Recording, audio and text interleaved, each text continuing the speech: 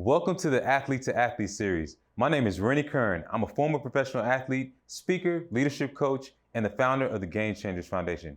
Our mission is to help current and former athletes in sports, business, and life. Each week, we'll be bringing you top former athletes to share tips, tools, and strategies to help you change the game on and off the field. Our series is made possible through our amazing sponsors, the Sports Turf Company.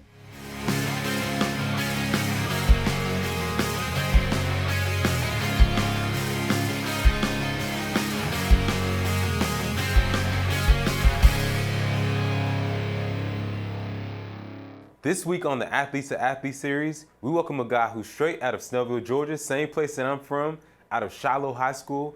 After being highly decorated as an athlete out of University of Georgia, three-time All-American, and many other awards, he's now a sports commentator with ESPN Game Day. And I want to welcome onto the show none other than David Pollack. David, man, welcome to the show. Thanks so much for being on with us at the Athletes to Athlete series.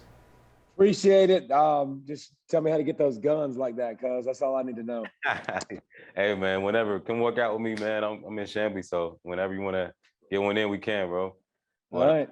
Yes, sir. But, man, first of all, congrats on all your success, man, everything you've accomplished with ESPN and just your career, man. And I just want to take it back to your high school days, man. What was your high school days like, man? What led you to becoming that David Pollack that we all know and revere now?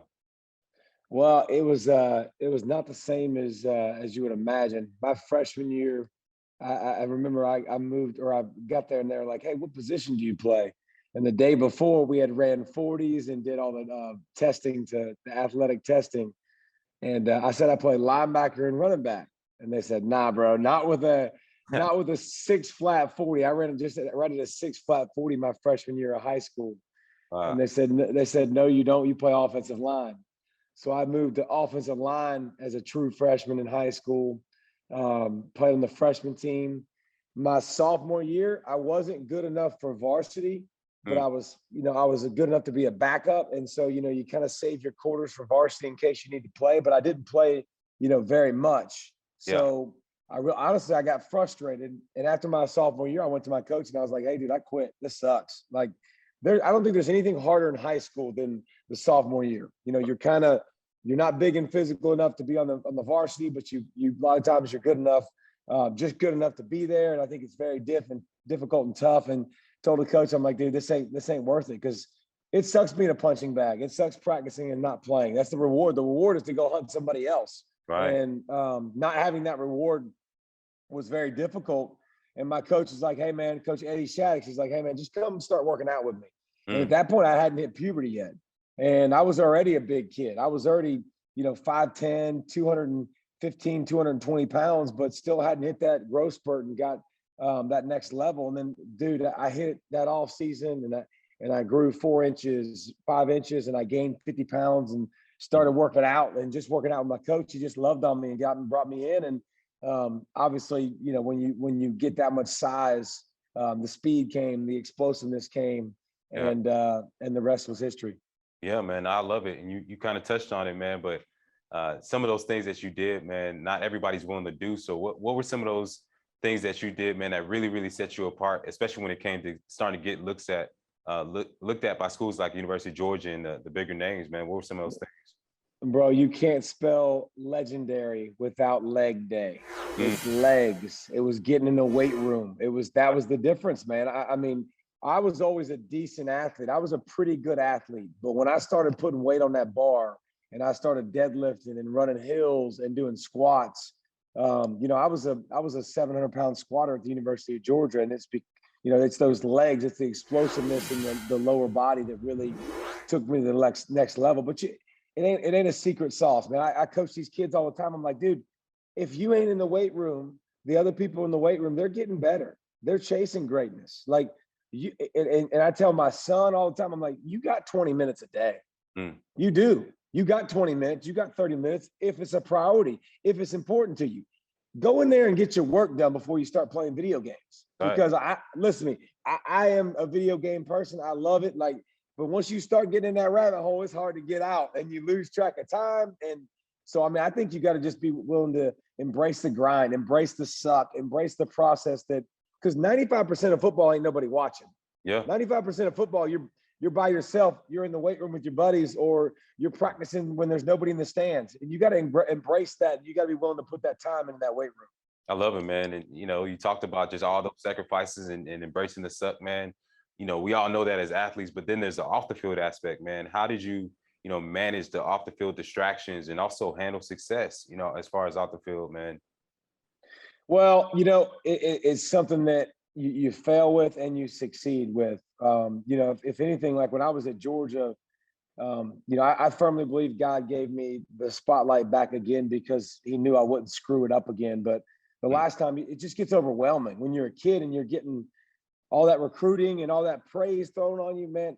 Don't read it. I can tell you that much, bro. It ain't worth reading because, Nick Saban talked about it being rat poison. It's rat poison. I mean, it'll get in your head and you think you're some kind of good, but you got to realize, and here's the thing, numbers don't dictate success. And that's the problem. Like for me, I broke the sack record as a sophomore at Georgia. I got 14 and a half sacks. So what do you say in your head? Well, next year I want 18. Next year I want 20. All right. That's not success because here comes the double team, bro. Here comes chips. Here comes slide the protections. Here comes all. So you can't always expect the numbers and chase the numbers. You can chase your attitude of greatness every day. You can chase your effort every day. Like that kind of stuff you can quantitatively measure. Like I wanted to be the hardest working dude. Now listen, did I get sick and tired of being labeled a coach on the field, first guy in, last guy out, all the code words for light-skinned people? Yes, you get tired of that stuff, man, because you go to all those. But I tell you what, that's who I identify myself with. That's who I wanted to be. That's what I wanted to be known for. I didn't want to be known for all this other crap. I want to know that every single day, dude, you set that timer, bro, and I come in there, I'm grinding. I don't care. Like I vividly got in fights at Georgia. I vividly remember I got in fights all the time because they were like, slow down, slow down. I'm like, nah, bro, you better bring it up. If you want to get to this, you want to get up here, you want me to slow down, you better bring it. So I think it's not numbers. It's trying to bring that energy and that effort and that attitude every day. Yeah, man. I love that. Setting the tone, bringing that energy. And speaking of That's that. because you did it. You knew how to do it. Right, man. Hey, and I just want to just go back into that locker room with you, man. What was your pregame ritual like, man? Some of the things you did, pregame song, anything like that for these young high school athletes that are watching? Man, it would blow your mind. I was the opposite of Crunk in the pregame warm-up. Like I was one of the craziest people on the field ever, but I had to keep myself kind of down. Right. I could clown around and joke. I think one thing, you kids need to realize as a leader that not everybody has the same degree of focus that you do. So you might be able to clown and still ball, but some people don't. Some people need to be locked in and on their P's and Q's. And you got to, as a leader, you got to see who those kids are and you got to respect that. But I was listening to praise and worship music in my ear, like focusing on God, focusing on staying calm, focusing on my assignments. What am I doing on each play? What am I doing on this? What am I doing on that? The guy I'm going against, does he like to use his hands? When on third and long, what's the pass set? When they get in certain personnel groupings, what am I going to expect? So I think, staying calm for me, running through those things. But let me tell you something.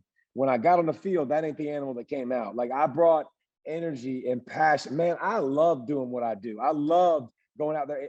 It's an opportunity. Yeah. You are given an opportunity to play high school football, to play college football. Like not everybody gets that opportunity. So I didn't mind it at all. When I got on the field, I was going to show every ounce of emotion I had in me, and I was going to fight for every single inch I got. Heck yeah, man. I love it, bro. Well, now that, you transitioned, you made a successful transition, just take me back to that moment and talk about just any advice that you would give to those athletes as they prepare, man, because we all know that those days of playing football it's going to end. And so, what are you doing now and what advice would you give to those guys as they think about just life after football? Well, I think you need to think about it because it is a reality. Now, we don't know the date, but I can promise you every single pair of cleats are going to be hung up. And you will have that time when it comes. I mean, my goal was from 6 years old, 7 years old, 8 years old, 9 years. I'm going to play in the NFL. And I got plenty of pats on the head like, oh, yeah, that's cute. Yeah, that's a good dream. Everybody's got that dream. Yeah, that's great. I'm going to get it. And I did it. And I was the 17th pick. And I was on my way to to what I wanted to do and to a career in second year, second play, second game, one hit, and it was gone. And I'm not gonna sit here and tell you it was easy. It was a struggle, man. It was tough, but I do know that adversity is coming for everybody. It's going to come for you in your life. Ups, downs are coming. But to me, I've always taken a lot of pride in, like, I'm just going to attack every day. Yeah. Like, I'm going to set goals. I'm going to set little goals every day, but I'm going to go get them, man. And I'm going to find a way to try to maximize it and be my best. And I don't know what God's going to bring my way. I don't. And that's what I remember talking to my wife, and she was like, man, it stinks. So-and-so, gives it away, but you have it taken away. I was like, baby, if God took football away from me, I can't imagine what he's got for me next. So whatever's in your path and whatever you think you were born, I thought I was born to be a football player. Right. My body, my makeup, all that. I'm born to be a commentator. Like, this is what I do now. And so I think, whatever path God brings you, embrace it. I came to Georgia. Most people don't know this. I played 3 positions in a year, Rennie. I was a fullback when I signed. Everybody got hurt at defensive tackle. I moved to defensive tackle. My sophomore year, everybody goes to the NFL. I moved to defensive end. That's in spring ball. So I hadn't even been there a year yet, and I've already played 3 positions. So whatever God brings your way, just go get it. Don't complain. Don't whine, because it ain't going to help. Just go get whatever you want in life, and I promise you, God will take care of the rest. Yeah, man, that's powerful advice. I appreciate you, man. And just to wrap up, last question is, how can people get in touch with you, man? I know you do speaking. Obviously, man, you're motivational. All the kids watching now, I'm sure they're super pumped up. So how can people get in touch with you and continue to support what you're doing? Well, you can hit us up. You can hit me up on social media. I'm on Twitter mostly. I'm not on most of that stuff, man. I don't even know how to use. I'm old, Randy. I'm officially old. I don't know how to use any of that crap. But the David Pollack Family Foundation, we do a lot of stuff with kids and fighting childhood obesity, and you support us too whenever you can. I know. So any of those realms like that, though, I appreciate you, brother. Oh yeah, I appreciate you, man, so much for coming on. Keep killing it, man. You're somebody I've always looked up to. So really appreciate you taking the time to be on the Athletes to Athlete series. Appreciate it, my man. All right, bro. Go Dogs. Go Dogs. Athlete to Athlete, presented by Sports Turf Company and the Game Changers Foundation.